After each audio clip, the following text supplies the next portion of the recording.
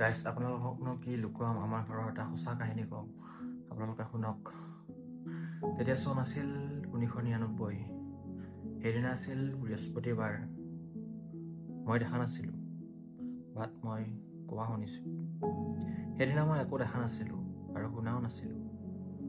আমাৰ ঘৰত হুলস্থুল। তেতিয়া প্ৰায় 1মান বাজিছে।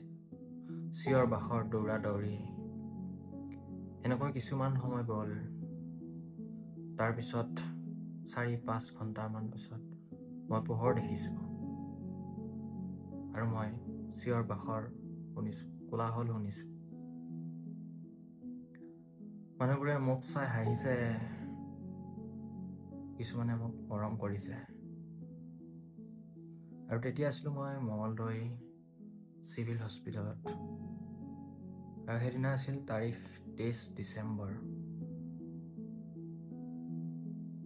আৰু সেইদিনাই মই জন্ম পাইছিলোঁ গাইজ। বেছি ইম'চনেল হৈ গ'ল নেকি গাইজ? মানে ধেমালি কৰিছোঁ গাইজ, চৰি। আৰু সকলোকে মোৰ বাৰ্থডে উইচ কৰাৰ কাৰণে এই ভিডিঅ'টোৰ জৰিয়তে ধন্যবাদ জ্ঞাপন কৰিছোঁ। মৰম কৰিব, আশীৰ্বাদ কৰিব। ধন্যবাদ।